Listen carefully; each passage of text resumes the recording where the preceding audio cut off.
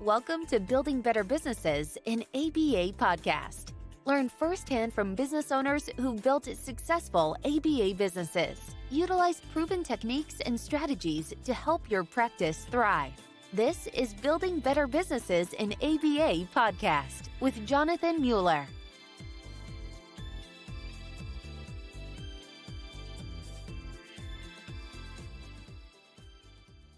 Better Businesses and ABA podcast. My name is Jonathan Mueller. I'm your host, and I've got a stellar dude with me today. Anirudh Sathya is the co-founder and CEO of Teamwork Healthcare, providing ABA services in New York since 2017.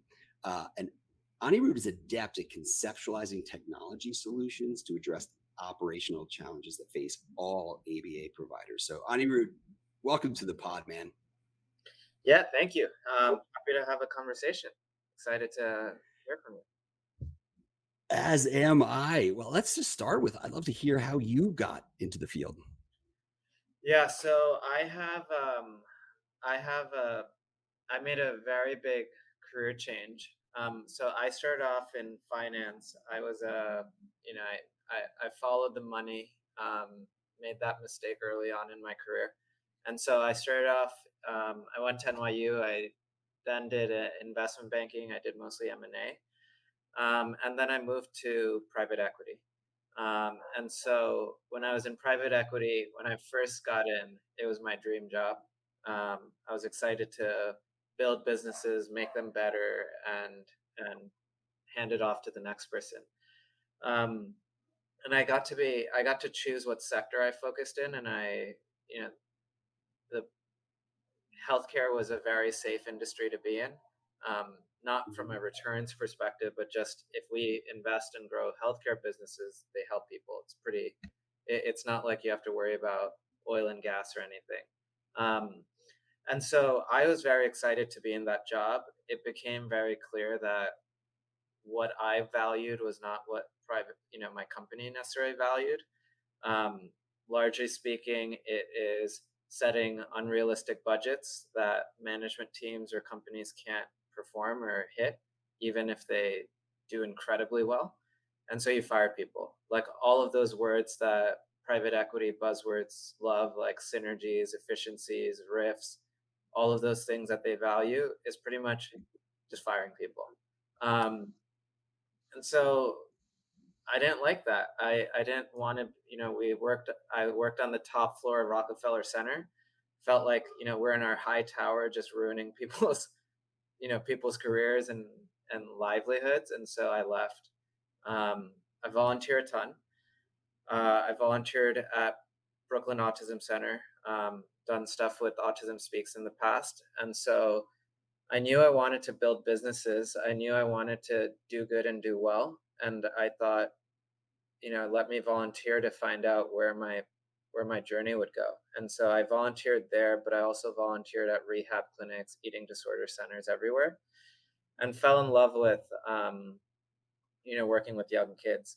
And so through that, talked with families, talked with BCBAs, talked with special ed teachers, everyone in the field. I asked them what they needed help with, how could I help, and told me my business plan.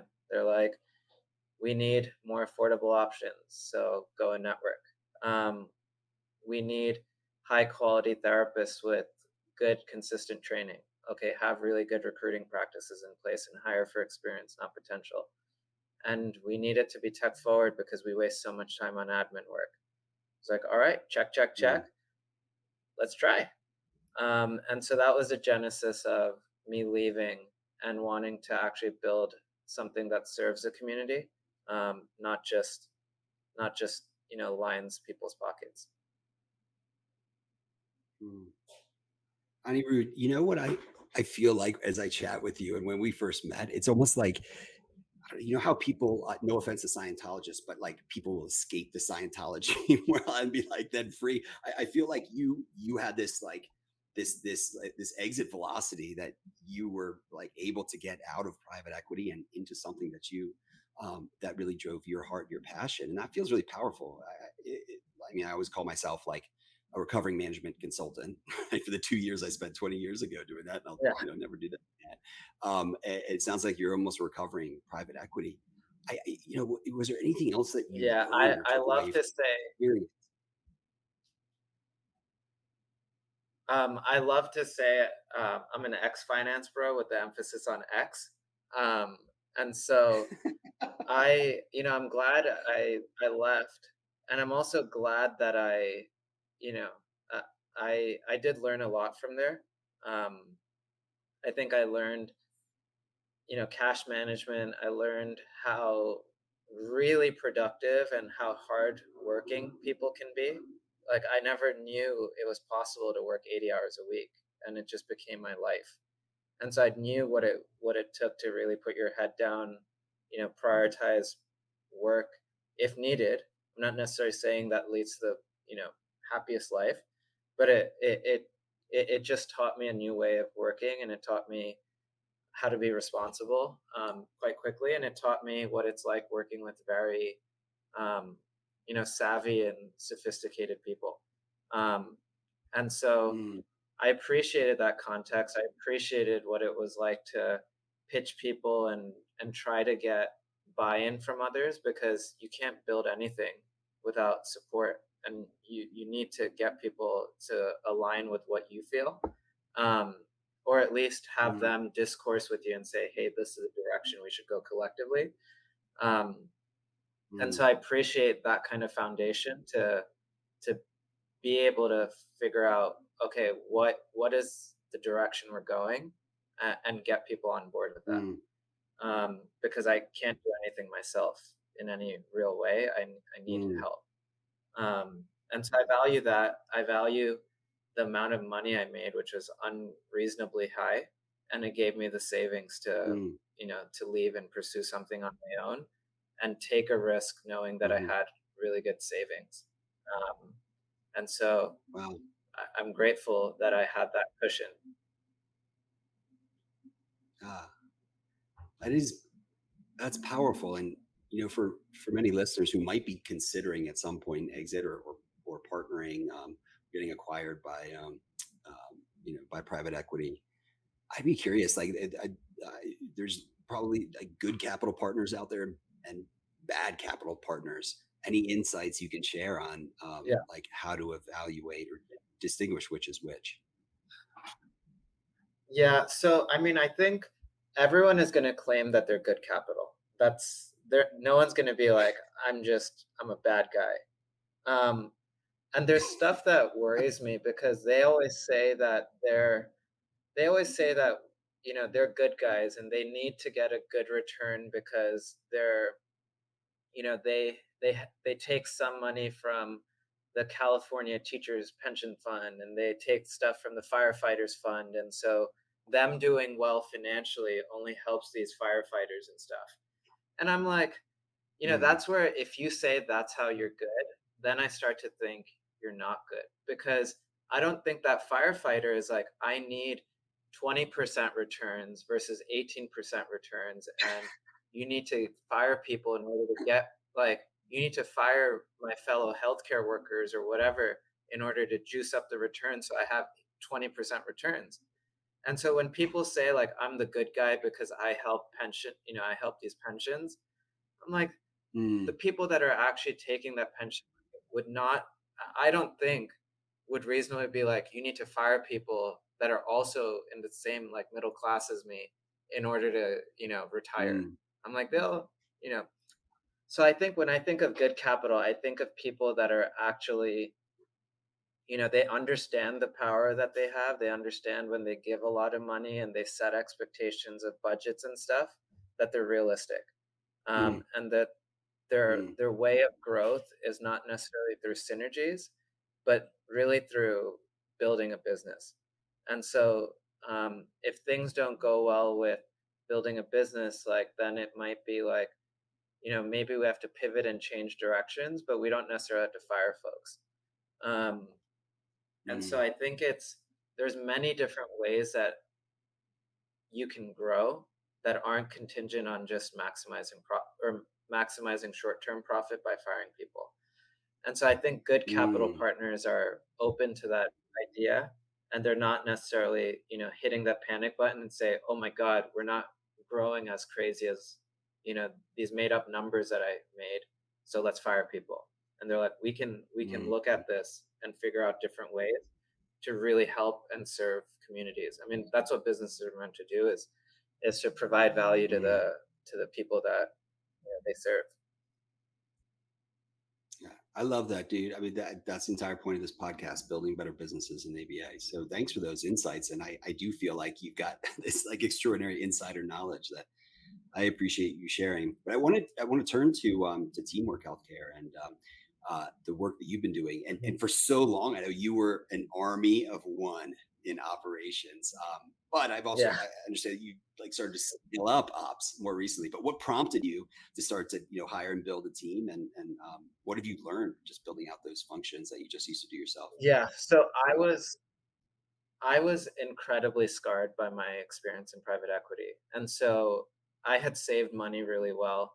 I'd bootstrapped the business for a long time. And so I didn't want to take outside investor money. I didn't want to disappoint my family and take their money. And if the business didn't do well, I didn't want to, sour any relationships with friends or family. So it was all my own money.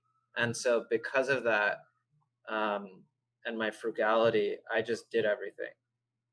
And so we had 30 therapists before we finally hired some support. And I was, the sole admin for everyone. Um, and so that was largely it because it was just coming out every penny that I'd have to spend on other people was just, and I wasn't sure that, I needed the company to get to a place financially that I was like, okay, we know this is a long-term company. I'm not gonna lose 30 people's worth of jobs because I made one or two bad hires and we ran out of cash. And so I think Mm, once I got to that place, I got comfortable with the idea that this is a long-term business and we could look at outside capital to, minority investors to um, help just scale a company that was ready to scale. Um, mm, we were in a position to make those hires. And so I went from a one person admin team to now we have roughly a like 7-person operations team. And then we have 14 mhm. programmers as well. Wow. Wow. It's there's like in my mind like no better way to get to know your business than to literally do the jobs that it takes. And so I think Yeah.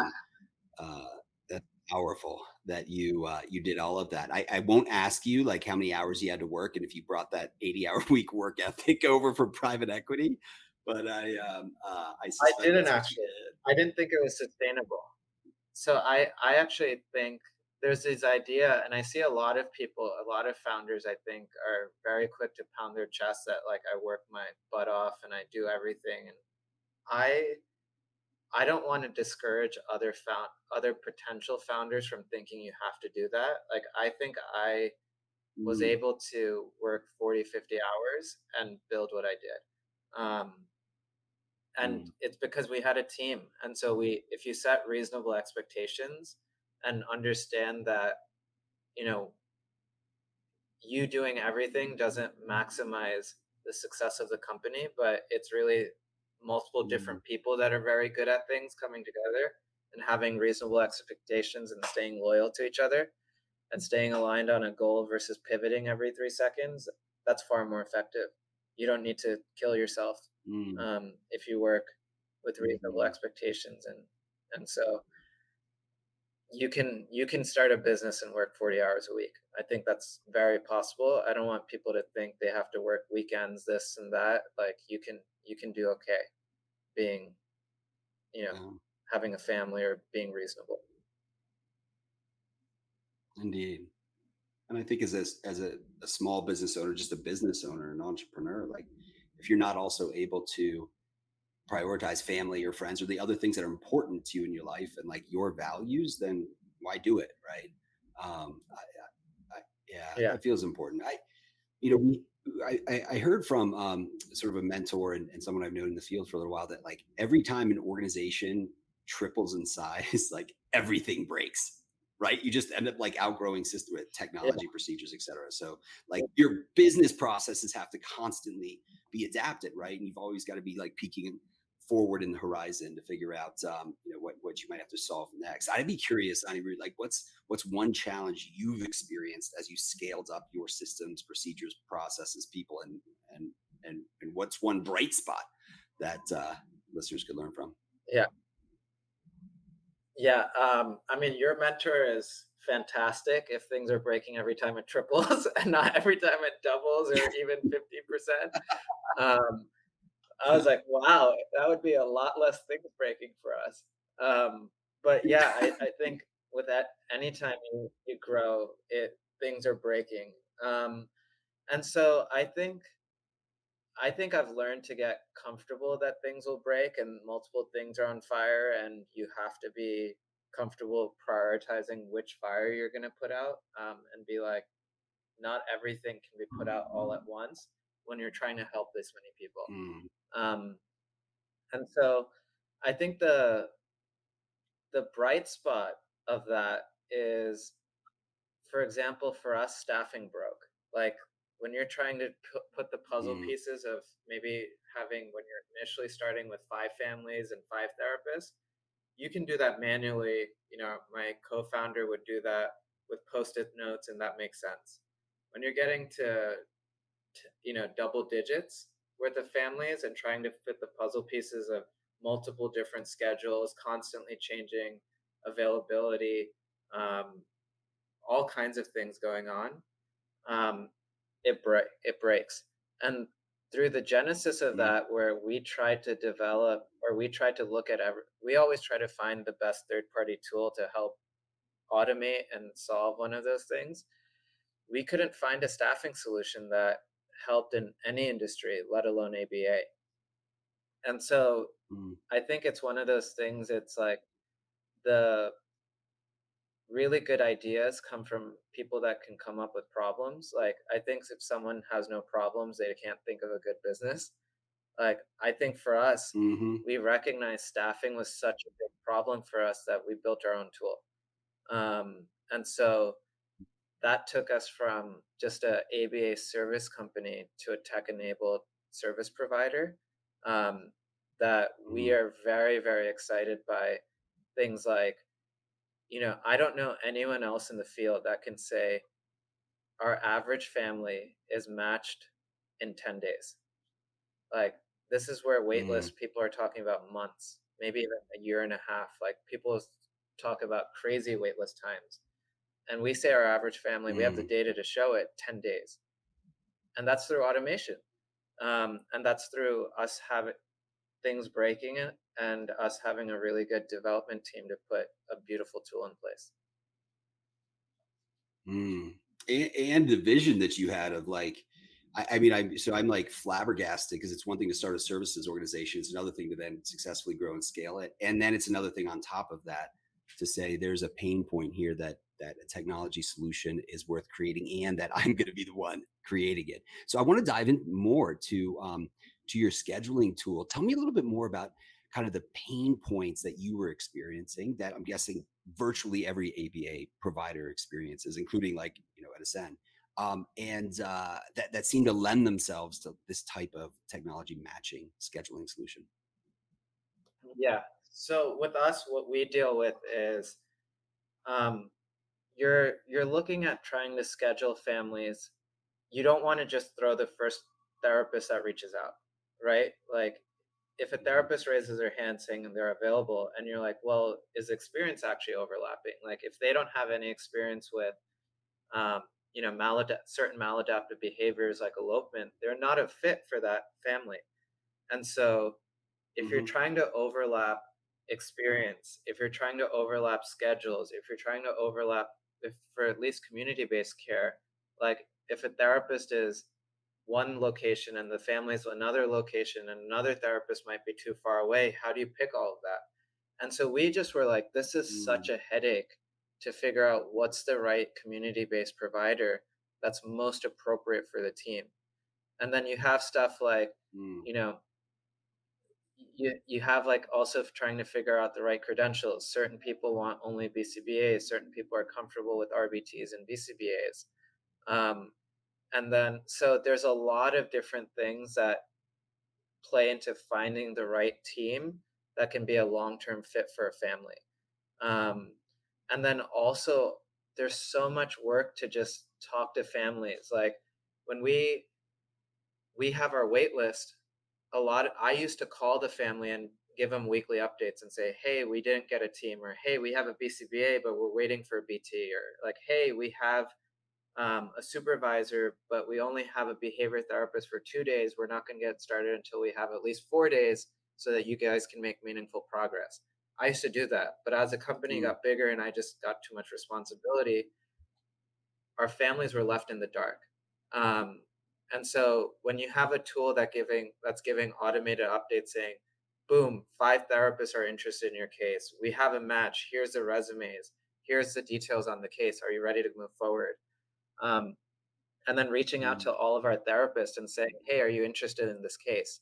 Versus just selectively reaching out to 3 or 4, because it's so hard to email individual people. And so there were so many problems we were dealing with from staffing and doing it really effectively in the best interest of families and maximizing the hours for our Mm. therapists, that we were like, there needs to be automation and there needs to be a better tool to visualize and do it all in one place, not look at Excel, not look at, CentralReach for different data and then look for other places for medical necessity and then try to calculate what their authorized hours should be. Like, it's got to be centralized if you want to do this well. And so Mm. we built it. I can share a quick screen on how it looks like, but it has made life so much easier for us, and we'll continue to make God. improvements because there's so much work we can do. Dude, you know what, Anirudh? We have never screen shared on the pod, and we do have a YouTube channel, so let's freaking do that. I would love for you to screen share and just like show this. But I want to ask a nerdy question as a follow up, and I appreciate that the term Yeah. algorithm is like cliched, but I'm curious like how the underlying quote unquote algorithm works. Is it sort of like the solution set or the right match is a function of like A times X plus B times Y plus C times Z? I don't know. Is that I don't know. There's some name for Yeah. like equations like that. But is that essentially what's happening to appropriately match a family and Yeah. team member different variables? So in terms of determining, like coming up with smart recommendations for who's the right match, we aren't there yet. I would say we're probably 3 months away from that.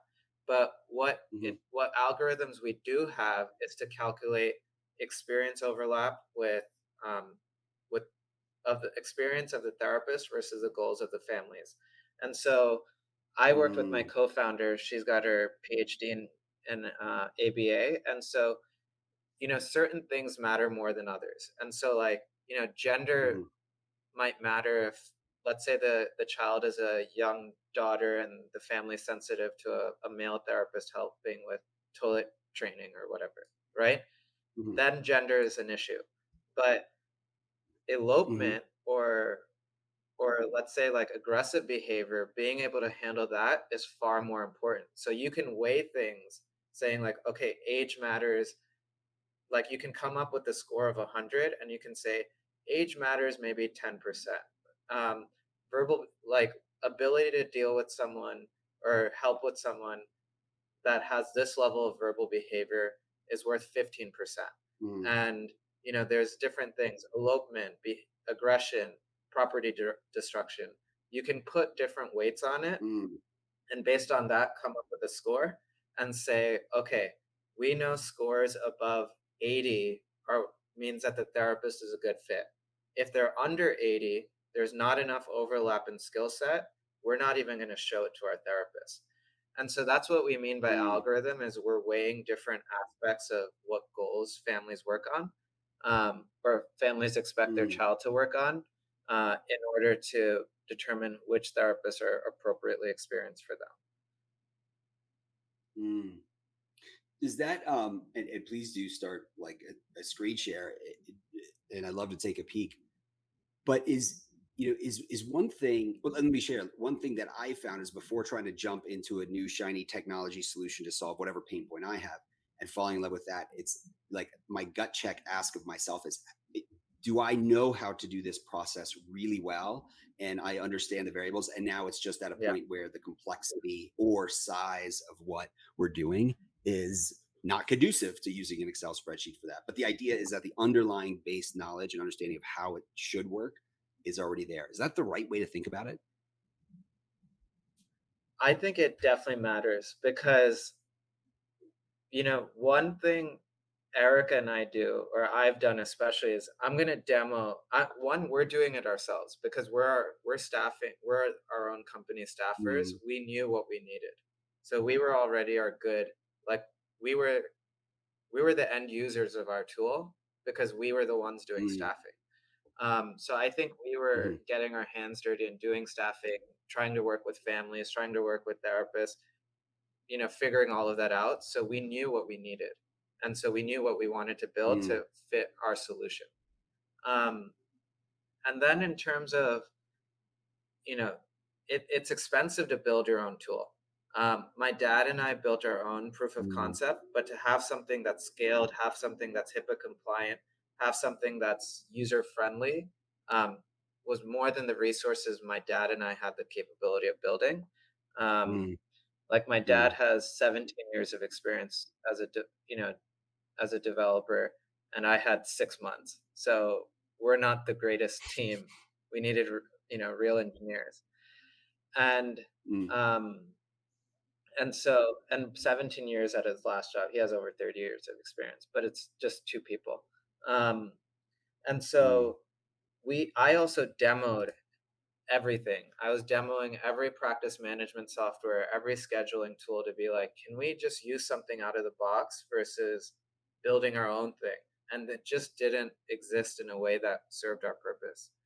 Um, and so, given we knew what we needed to build to help improve staffing and just how we felt like we were falling behind as the company scaled, we knew what we needed.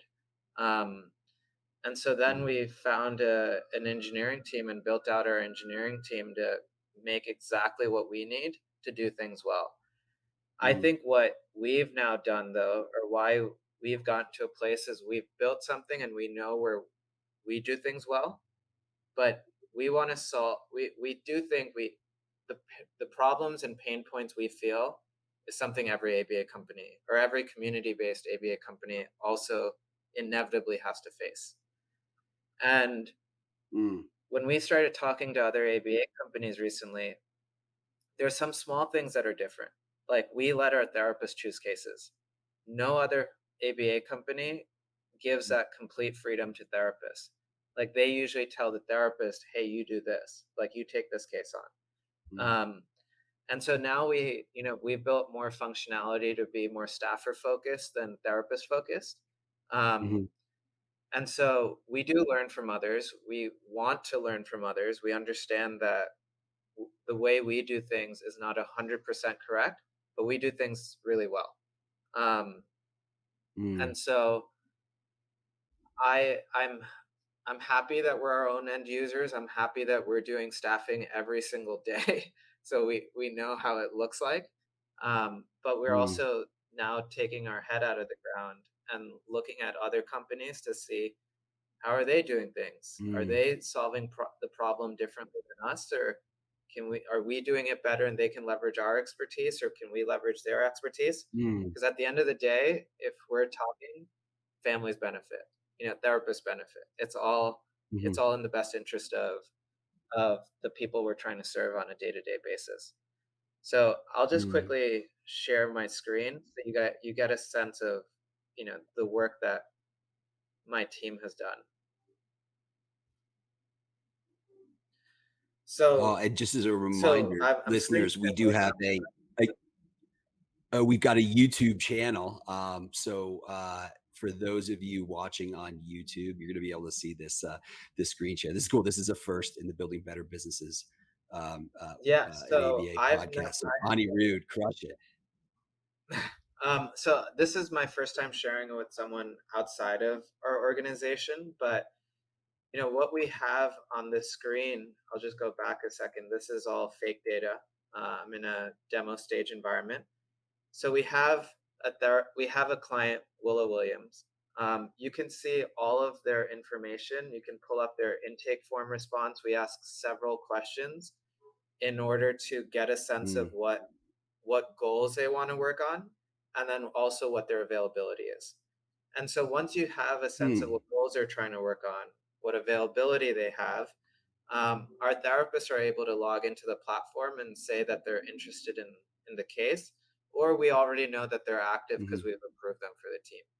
And so, for mhm, example, I'm going to click on, a fake therapist, Brady Vasquez, and so we have the ability to see how Brady Vasquez's experience overlaps with the client. We can see we have Google Maps integration, and so we can see what the commute time looks like, both from public transit as well as driving.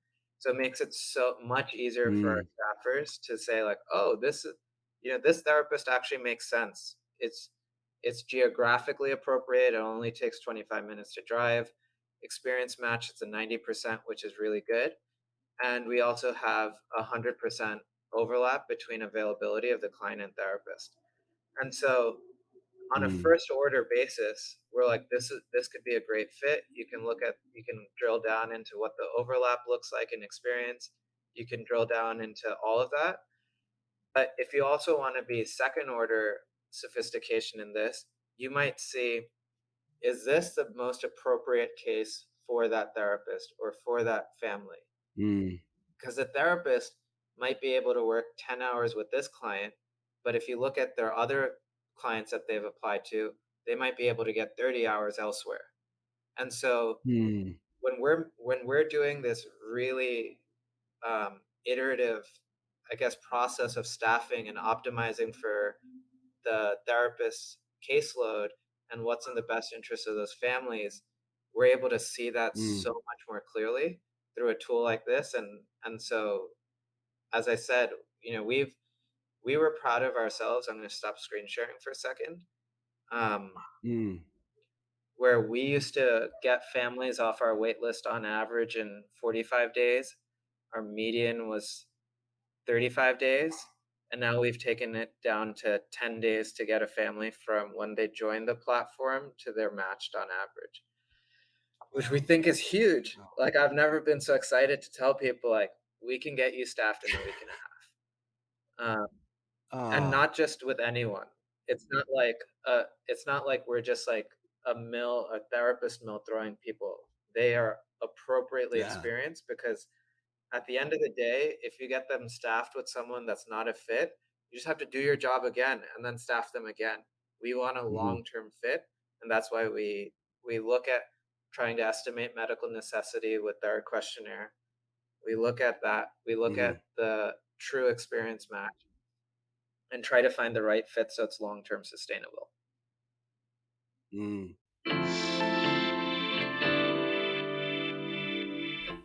ABA practice owners, are billing and insurance issues getting you down? Well, let me tell you, Element RCM is your answer. Element provides world-class revenue cycle management services, contracting, credentialing, authorizations, billing, and more. Element's your partner, so you can focus on what you love to do, providing the highest quality services to your families and clients. Element's a preferred partner of the Behavioral Health Center of Excellence, and its founders have nearly 20 years of experience owning and operating successful ABA organizations. They understand you. They know that every dollar counts, that integrity is everything. Element works with any practice management system, and Element's not a vendor, they're your partner. So find out more and take a free revenue cycle assessment at elementrcm.ai.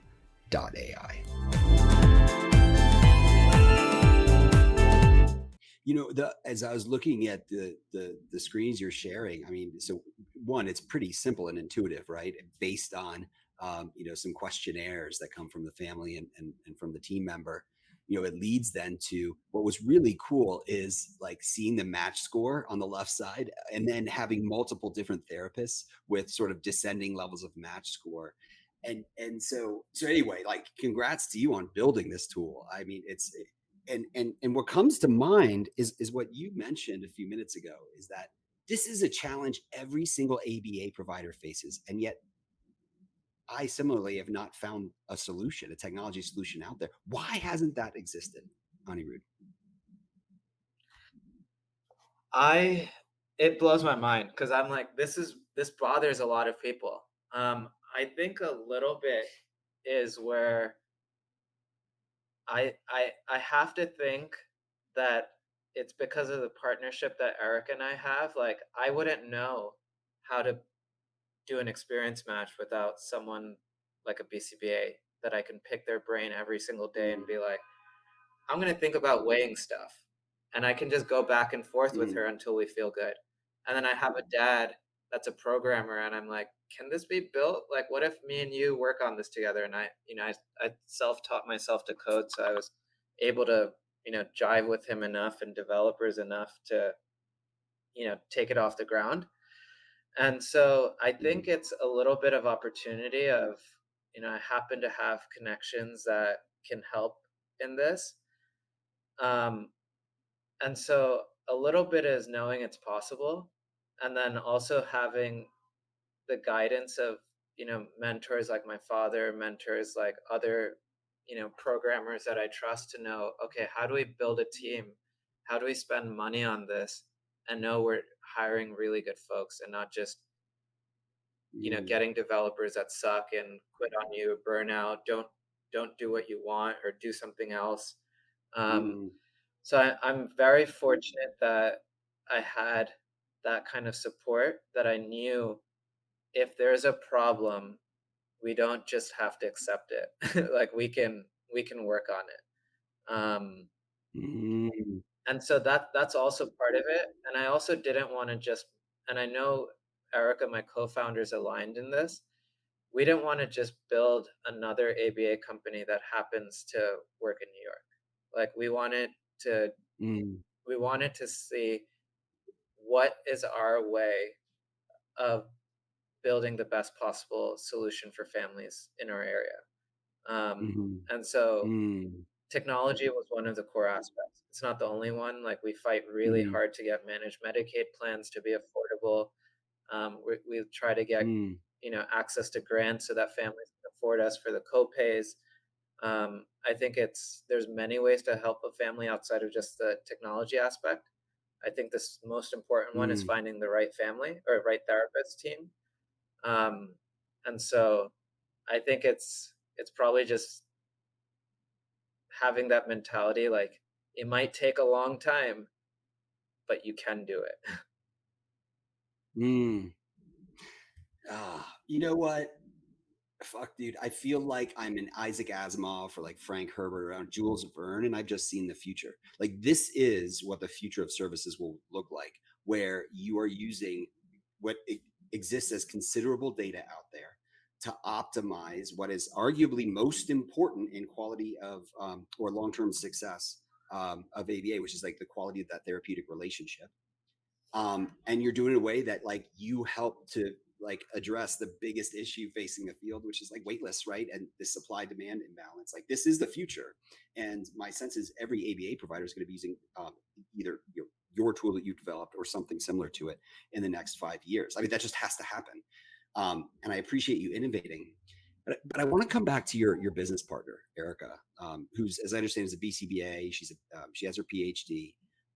And I'm particularly fascinated in this because, I have a business partner and a co-CEO in Will Bainey, who was on some months ago with us. But like, the question that I'm fascinated by is like, how do you set a working relationship with a business partner up to be successful? How did you and Erica do that? Yeah. I mean, just for context, I had cold called Erica. I found her name on a mommy blog. And so and so we didn't know each other when we first started. And so I cold called her. I was like, "You want to start a company?" And so she was, she believed in herself. I don't think she necessarily believed in me at first. But we were 100% aligned on what we wanted to build and how we wanted to help, the community that we lived in. We both lived in Brooklyn at the time, Mm, and so we shared that vision. And I think, given neither of us knew each other or had a prior, even mutual friend to be like, is that person, can I trust that person? We had to take a leap of faith on each other. So I'm incredibly grateful that she took the chance on me. Um, and so I think and we're very different people. I think, anyone on our team mm, says like we're brother and sister, and we, we, we have no problem, dishing it out with each other. But I think because at the end of the day, I have complete faith that she is loyal. She is someone that's acting in that same interest as me. We just think of two different ways to get to that same end path. Um, it's mm, okay. And we are very comfortable disagreeing because I don't think she's doing it out of ego. I don't think she's doing it out of anything else. Um, I think we just want the same thing. We just have different ways of getting there. mm, And like she has a perspective of the parent. I have, different professional experience, and I have my ways of wanting to do things. And so we have different experiences, but because we're aligned in what we want, we get, we've been able to make it work really well, despite, having no relation to each other. And mm, so I value the aligned interest, and I also value um, the loyalty we have to each other. And just for, I think, when I started with Erica, I told her we were 50-50. And so I think that fact that we were genuine, like 50-50 partners when we first started, um, really sets the stage for like believing we're true co-founders and partners that we're trying to build something together. mm. That's an extraordinary story, especially the fact that you connected on a cold call. That's impressive, man. I, it feels to me like, and this what I'm about to describe doesn't happen well nor often in our field, but this idea that like let the best ideas win. And when you have a business partner, which by the way, I'll never start another organization without a business partner. Like there's no other way to do it, right? Yeah. Especially hearing what you've done with Erica, like where you have complementary skill sets. That's really important, right? You don't want people that just think, or a partner that just thinks about the world the exact same way as you do, because then the best ideas aren't winning, right? And so when we beat ideas up in a conference room, we have to like at the end, like agree and commit, right? Or disagree, that's fine too, and commit. But that takes a lot of self-awareness and humility, and an ability to listen that it feels like is getting lost in our world. So I like kudos to you that you've built that relationship with her. And I'm curious, just like what's as an owner operator, like what's the most important thing that you feel like you've learned that you wished you knew um, before you started Teamwork? I think I wish I knew how much of a safety net I had. Like I think that idea of starting a Mm, company seems so incredibly scary. It was mm, I it wasn't something where I was like, it was a very easy decision to leave, very, very comfortable paycheck, a lot of job security, the prestige of working in private equity. I'm putting air quotes for people that can't see this, because I don't think it's prestigious anymore, um, nor value add to society, and for at least what I did. Um, and so I think I should have realized that it's not as it's a hard decision to make, but there's a huge safety net that I didn't appreciate until now. Like you know, I have a robust set of friends and family. Like if I were to lose all my money, I could probably find a couch to sleep on. Like if I needed help with finding a web designer or something, my friends and family would find someone to help me build a website. Like there's people in my life that could help me at mm, everything, that what seemed like such a scary risk was actually something that I had support every step of the way, and I had a safety net such that Mm, it would have been okay if it didn't work out. So I really think that people mm, should not underestimate um, what's in their life or take it for granted, because it, mm, it is meaningful, and it can seem scary to like risk it all, I guess, to start a business, but there's probably more support than you actually take for granted at first cut.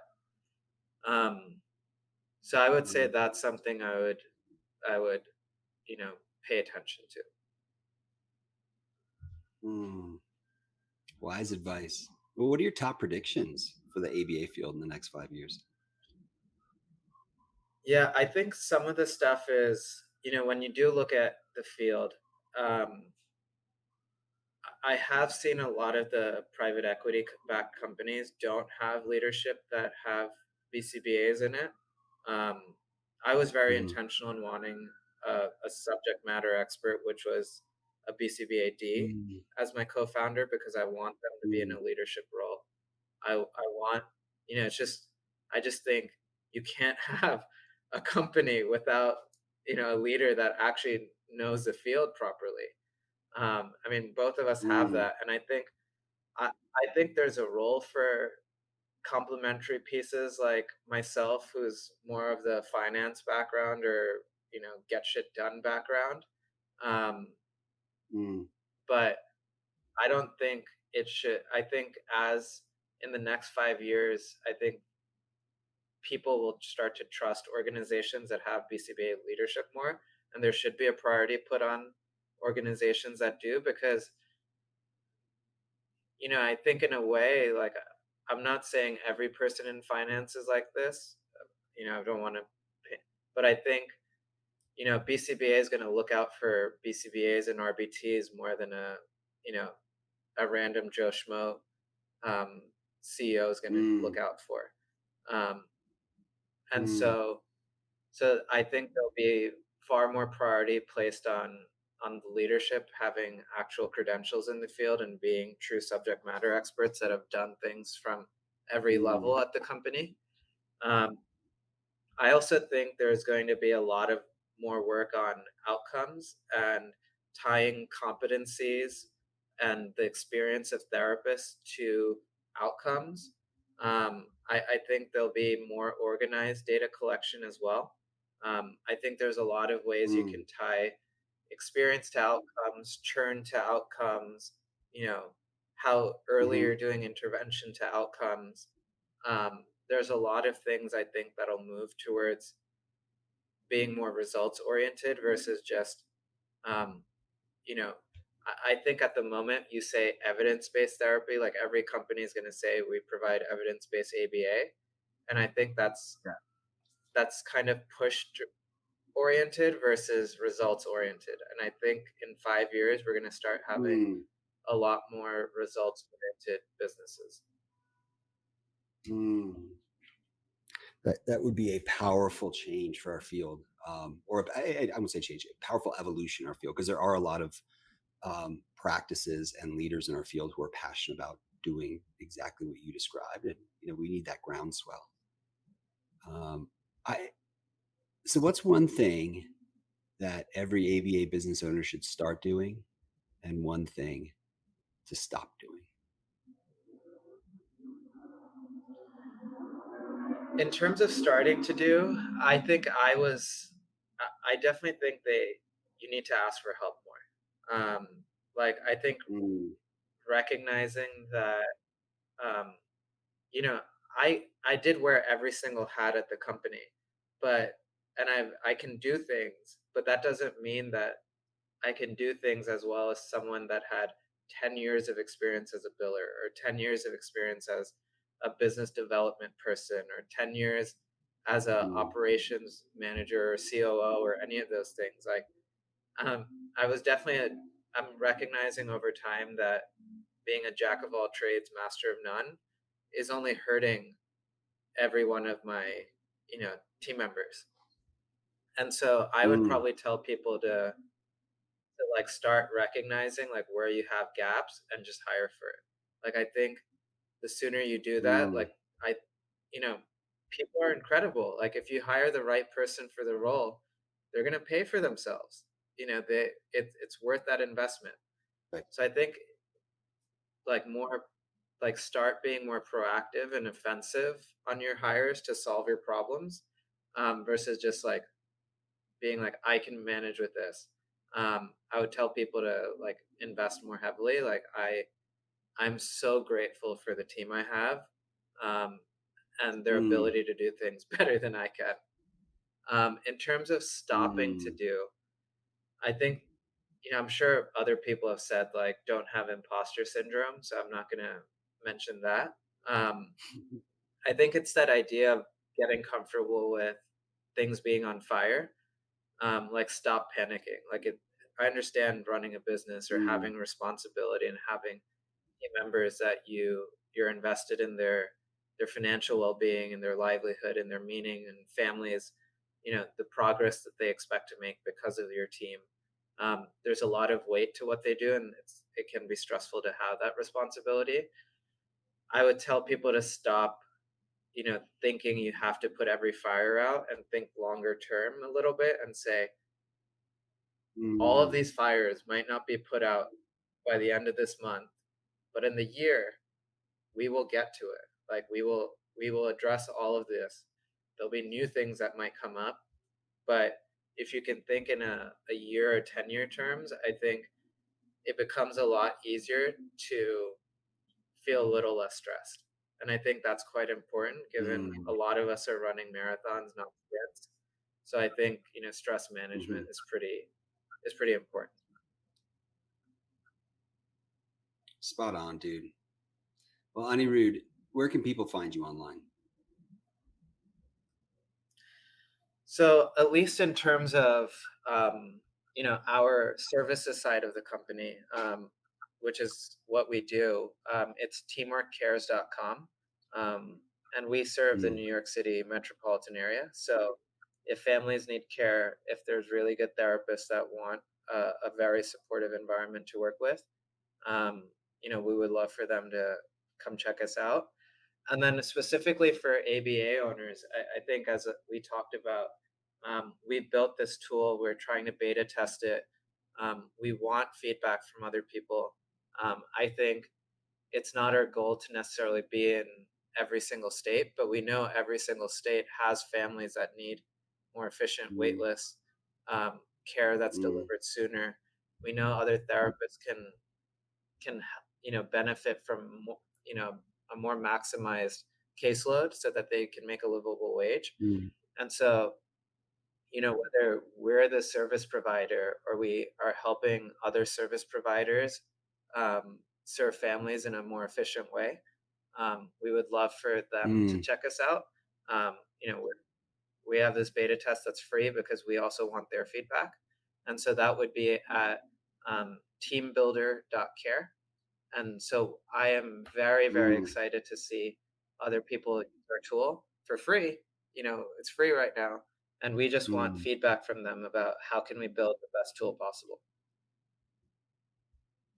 That's awesome, man. I love that sense of paying it forward and just getting like opening up for free and beta test and getting feedback. Well, I'll drop both those in the show Yeah. notes. We And yeah, we'll make sure that I guarantee you're going to get calls from people who want to check this out. It's a neat tool. Yeah, Are you ready awesome. for the I hot mean, take questions? I'm just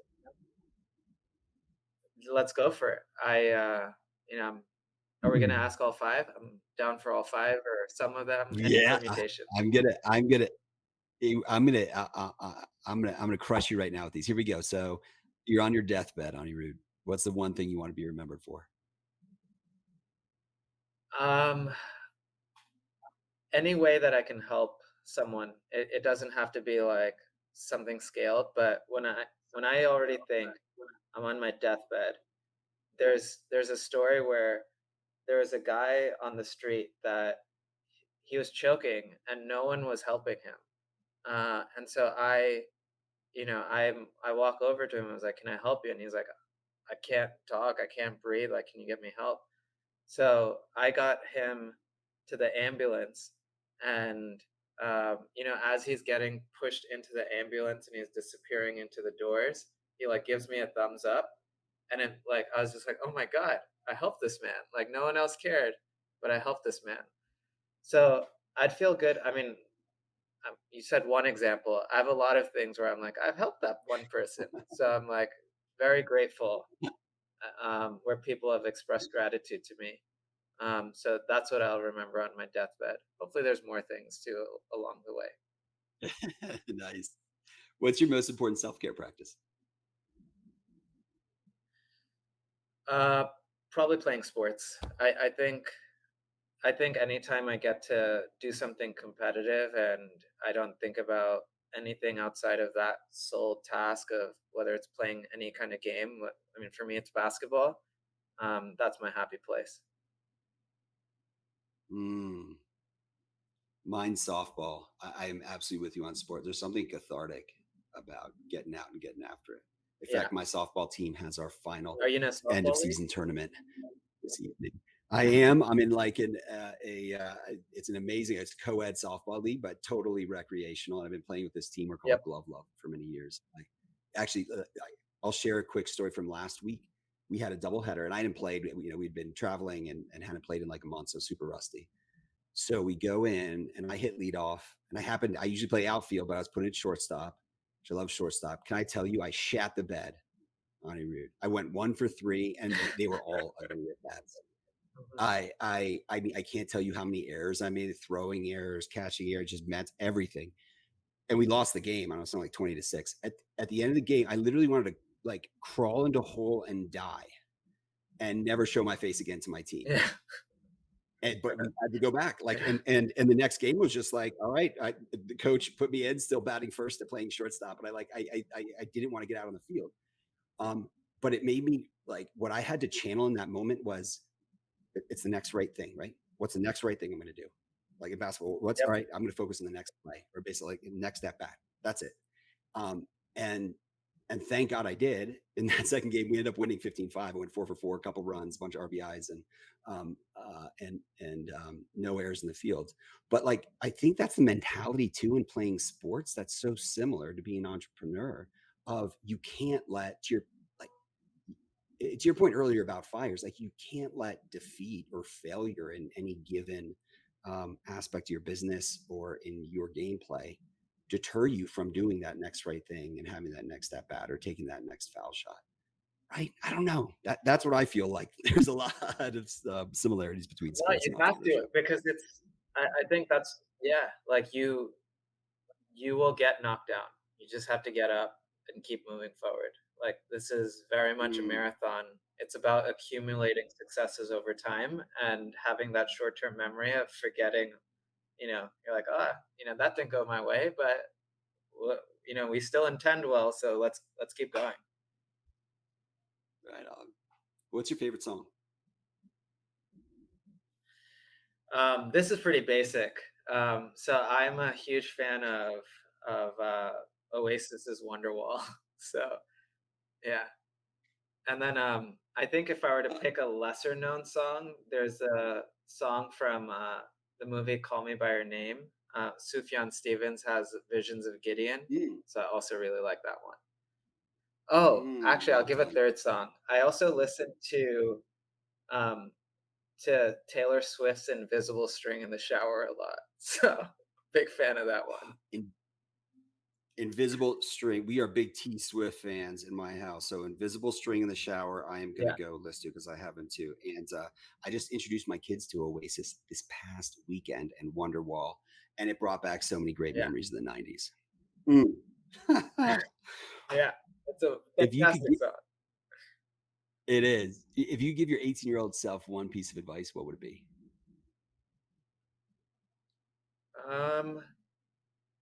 I think I would probably tell him that you're a lucky motherfucker. Like I think I've had a decent life and like don't stress. Like I'm always worried about like 18-year-old me was like, when am I going to get my next internship? Am I going to get good grades? Am I doing this? There was always pressure for myself, completely self-imposed. And I wish I was more like, you'll be fine. Just do your thing and it'll work out. Don't stress about all these interviews, all of this and that. Like, you'll do okay. Amen. All right. So you can only wear one style of footwear. What is it? I would wear basketball shoes. I mean, ball is life. And so if I'm wearing basketball shoes everywhere, I'm always ready to play. Spoken like a true baller, man. Hey, Anirudh, I am so fortunate that you were in my orbit, and I'm grateful for your wisdom and everything you shared. Thanks for being on the pod, dude. Yeah, and happy that we got connected a few months ago, and look forward to keeping this going. What up, listeners? Hey, I got something for you. If you like my Building Better Businesses in ABA podcast, you're going to love the Behavioral Observations podcast with Matt Sikoria. So I recently met Matt at ABAI, and let me tell you, I was just an instant fanboy. Matt's the real deal. His pod is all about stimulating talk for today's behavior analysts. So session 191 on his pod is on the behavior analysis of lying. That's right, lying. How awesome is that? Who does that? He also talks social skills, ACT, FAs, and so much more. His guests include Greg Hanley, Jonathan Tarbox, and other legendary names in our field. And as a BCBA, you can even get CEU credits through Behavioral Observations. You can find Matt and the Behavioral Observations podcast on iTunes, Spotify, Stitcher, or your favorite podcast channel. Enjoy, friends. Thanks for listening to Building Better Businesses in ABA podcast. Stay tuned for our next exciting episode. In the meantime, please like, subscribe, share, and comment. We value your feedback. Don't forget to follow us on social media at elementrcm.ai.